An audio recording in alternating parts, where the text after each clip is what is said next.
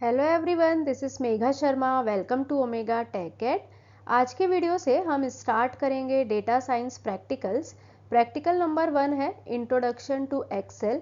इस वीडियो में हम डिस्कस करेंगे conditional formatting using various criteria and pivot table to analyse and summarise data. Conditional formatting Excel में एक फीचर होता है जिसमें हम कंडीशन और क्राइटेरिया के बेसिस पे सेल की फॉर्मेटिंग करते हैं। कंडीशनल फॉर्मेटिंग हमें डेटा एनालिसिस में हेल्प करता है क्योंकि इसकी हेल्प से हम डेटा को इजीली एनालाइज कर पाते हैं। यहाँ पे हमने 10 स्टूडेंट्स के मार्क्स लिए हैं। इस कॉलम में हम कंडीशनल फॉर्मेटिंग अप्लाई करेंगे। तो सबसे पहले इस कॉलम को सिलेक्ट कर लेते हैं। होम में ही हमें ऑप्शन मिलेगा कंडीशनल फॉर्मेटिंग।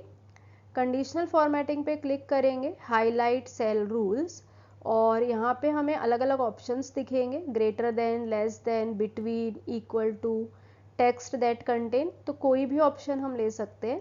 यहाँ पे अभी हमने लिया है लेस देन 30। तो जो लेस देन 30 मार्क्स है, मीन्स जो स्टूडेंट्स फेल हैं उनको हम रेड टेक्स्ट की फॉर्मेटिंग दे रहे हैं। तो यहाँ पे जो भी नंबर लेस देन 30 हैं वो रेड कलर से आ जाएंगे। सिमिलरली हम ग्रेटर देन के लिए कर सकते हैं, जैसे कि जिन स्टूडेंट्स के मार्क्स ग्रेटर देन 30 हैं, अगर हमें उन्हें ग्रीन कलर करना है तो कस्टम फॉर्मेट, यहाँ से हम फॉन्ट स्टाइल सिलेक्ट कर सकते हैं, साइज भी दे सकते हैं, कलर सिलेक्ट कर सकते हैं। तो इसको अभी हम ग्रीन कलर दे रहे हैं। तो जिन भी स्टूडेंट्स के मार्क्स ग्रेटर देन 30 हैं वो ग्रीन कलर से आ जाएंगे। इसी तरीके से इसमें और भी ऑप्शंस हैं, जैसे कि बिटवीन भी यूज़ कर सकते हैं। तो बिटवीन के लिए हमें रेंज देनी पड़ेगी, जैसे कि यहाँ पे अभी हम दे रहे हैं 22, कोई भी नंबर ले सकते हैं। यहाँ पे अभी हमने 30 ले लिया। तो 20 to 30 इस रेंज में जिसके भी मार्क्स हैं हम उनको येलो फिल कर रहे हैं विथ डार्क येलो टेक्स्ट। तो इस तरीके से हम कोई भी फॉर्मेटिंग कर सकते हैं, और यहाँ पे जो फॉर्मेटिंग है वो कंडीशन के अकॉर्डिंग है। इक्वल टू, यहाँ पे एग्जैक्ट इक्वल टू मैच होगा।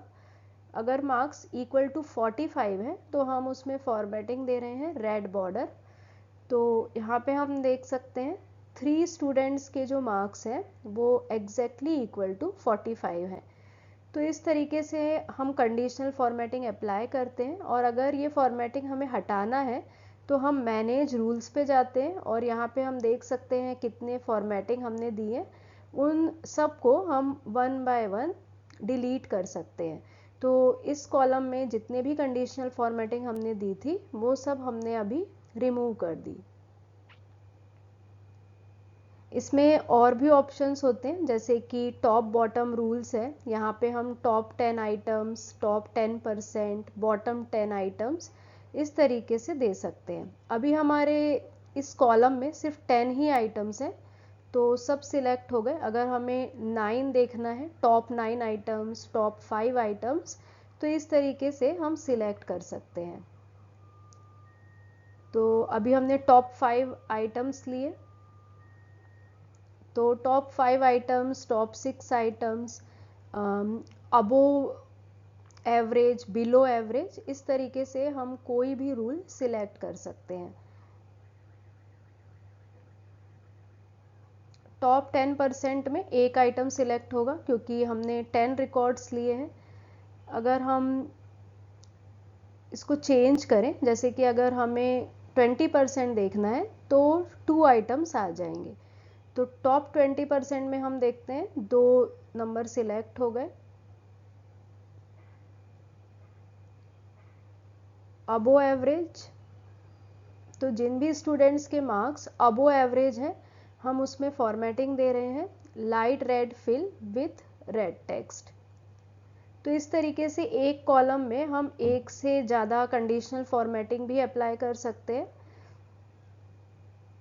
और अगर हमें कंडीशनल फॉर्मेटिंग हटाना है तो उसके लिए एक और मेथड है कि हम यहाँ पे क्लियर रूल्स पे क्लिक कर सकते हैं, clear rules from selected cells. तो इस तरीके से पूरे जो कंडीशनल फॉर्मेटिंग है वो क्लियर हो जाएगी। नेक्स्ट ऑप्शन है डेटा बार्स। डेटा बार्स जो है वो प्री मेड टाइप है, pre made type of conditional formatting है, जिसमें हम कलर बार ऐड करते हैं। तो यहाँ पे हम देख सकते हैं डिफरेंट डिफरेंट कलर बार्स है। ऑटोमेटिकली जो सबसे बड़ा नंबर है उसका जो कलर बार होगा वो सबसे बड़ा होगा, और उसके कंपैरिजन में बाकी जो बार्स होंगे वो उससे छोटे होंगे। जैसे यहाँ पे सबसे बड़ा नंबर 70 था, तो 70 का कलर बार सबसे बड़ा होगा। नेक्स्ट है कलर स्केल। तो कलर स्केल में हम देख सकते हैं कि 3 कलर स्केल का हमें दिख रहा है, रेड येलो ग्रीन।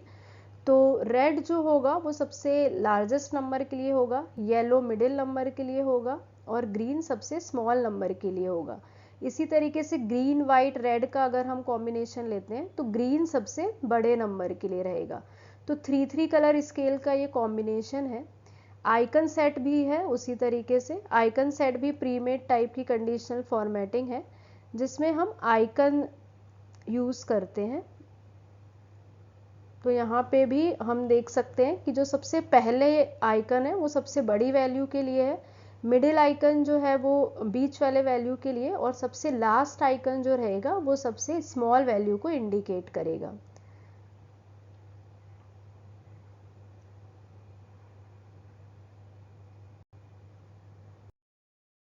प्रैक्टिकल के सेकेंड पार्ट में हमें पाइवट टेबल क्रिएट करना है। पाइवट टेबल का यूज़ हम डेटा एनालिसिस के लिए करते हैं। यहाँ पे हम डेटा को समराइज करते हैं। जब हमारे पास बहुत ज़्यादा डेटा होता है तो उस डेटा को अलग अलग तरीके से एनालाइज करने के लिए हम पाइवट टेबल का यूज़ करते हैं। जो हमारी नॉर्मल टेबल होती है वो स्टैटिक होती है, उसमें रोज़ एंड कॉलम्स फिक्स होते हैं। तो सेम टेबल को अगर हम अलग अलग तरीके से देखना चाहें, अलग अलग तरीके से उसमें क्वेरी करना चाहें, तो हम पाइवट टेबल का यूज़ करते हैं। तो पाइवट टेबल की हेल्प से हम बहुत सारे क्वेश्चंस को आंसर कर सकते हैं, इसीलिए पाइवट टेबल डेटा एनालिसिस में बहुत ही हेल्पफुल है। नॉर्मल टेबल और पाइवट टेबल में जो मेन डिफरेंस होता है वो ये है कि नॉर्मल टेबल में हमारे पास फुल रिकॉर्ड होता है, डिटेल रिकॉर्ड होता है, जबकि पाइवट टेबल में समराइज्ड रिकॉर्ड होता है। यहाँ पे फुल डेटा नहीं होता है बल्कि उसकी समरी होती है। दूसरा जो मेन डिफरेंस है वो ये है कि जो नॉर्मल टेबल होती है वो फिक्स होती है, इसमें जो कॉलम्स हैं वो फिक्स होंगे, लेकिन जो पाइवट टेबल हम बनाते हैं वो फ्लेक्सिबल होती है, उसमें हम अपने अकॉर्डिंग रोज एंड कॉलम्स ले सकते हैं। इसके साथ ही साथ हम ट्रांसफॉर्मेशन भी कर सकते हैं, मींस रोज को कॉलम्स में और कॉलम्स को रोज में चेंज कर सकते हैं, इंटरचेंज कर सकते हैं।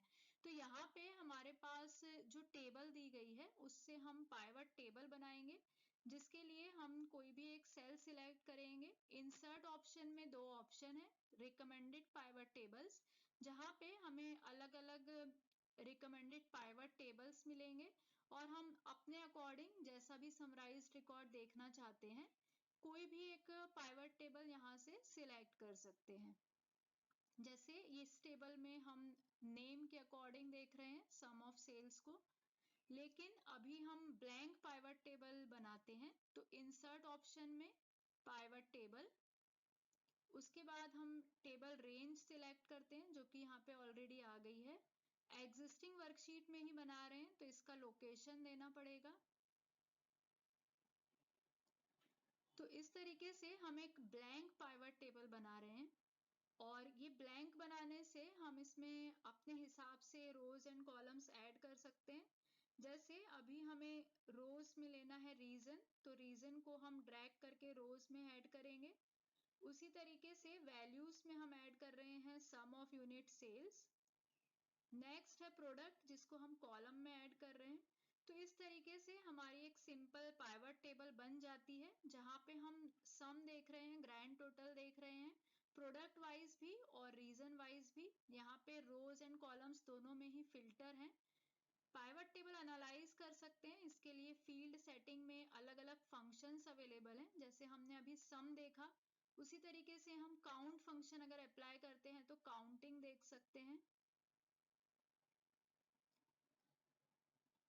सम एंड काउंट इसके अलावा यहाँ पे और भी फंक्शंस हैं, जैसे कि एवरेज, मैक्स, मिन। इनमें से कोई भी फंक्शंस हम ले सकते हैं और उसे अप्लाई कर सकते हैं।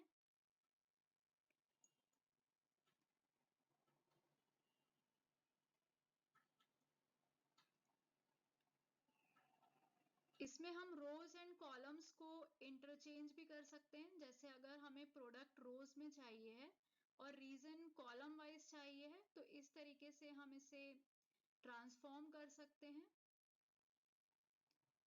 यहाँ पे फील्ड सेटिंग्स ऑप्शन है, जहाँ पे हम इसे फिर से सम ले रहे हैं।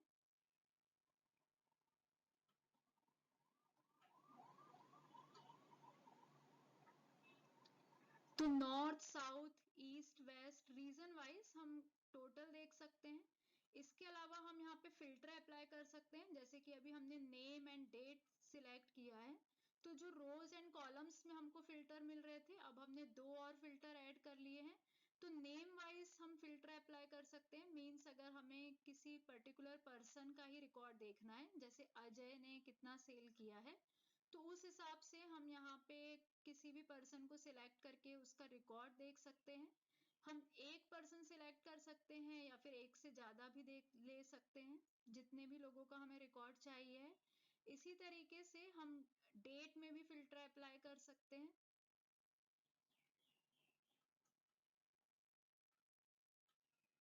अभी यहाँ से हमें फिल्टर हटाना है, जिसके लिए हमें सभी रिकॉर्ड्स चाहिए, क्योंकि अब हम डेट पे फिल्टर अप्लाई कर रहे हैं। और फॉर एग्जाम्पल अगर हमें 7 अप्रैल का रिकॉर्ड देखना है, तो डेट वाइज यहाँ पे हमने फिल्टर लगाया है। तो 7 अप्रैल 2021 में जितना भी सेल हुआ है उसका हमें रिकॉर्ड मिल जाएगा। अगर हमें फिल्टर रिमूव करना है, तो फिर से इन फील्ड को हम ड्रैग करके वापस उसी प्लेस पे रख सकते हैं। तो ये सारे ही फिल्टर फिर रिमूव हो जाएंगे। तो इस तरीके से हम देखते हैं कि पाइवट टेबल कितनी फ्लेक्सिबल है। यहाँ पे हम एक ही टेबल से अलग अलग तरह से रिकॉर्ड को देख सकते हैं, अलग अलग तरीके से हम रिकॉर्ड्स को एनालाइज कर सकते हैं। इसके पहले हमें अगर ये सब रिकॉर्ड देखने होते थे तो हम फॉर्मूला यूज करते थे, लेकिन पाइवट टेबल की हेल्प से ये बहुत ही इजी हो जाता है। अगर हमें पर्सन वाइज रिकॉर्ड देखना है, रीजन वाइज रिकॉर्ड देखना है, या फिर प्रोडक्ट वाइज रिकॉर्ड देखना है, किसी भी तरह का रिकॉर्ड हम पाइवट टेबल की हेल्प से देख सकते हैं।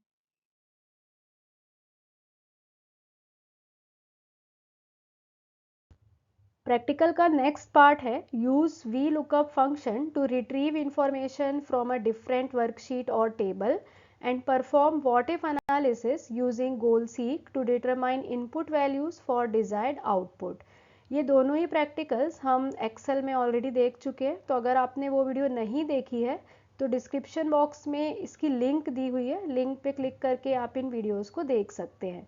Thank you so much for watching till here. अगर आपको वीडियो यूज़फुल लगी है, वीडियो इन्फॉर्मेटिव लगी है, तो प्लीज़ वीडियो को लाइक करें, फ्रेंड्स के साथ शेयर करें, और अगर आप चैनल पे न्यू हैं, आपने अब तक चैनल को सब्सक्राइब नहीं किया है, तो चैनल को सब्सक्राइब करें और वीडियो की सबसे पहले नोटिफिकेशन के लिए बेल आइकन प्रेस करें।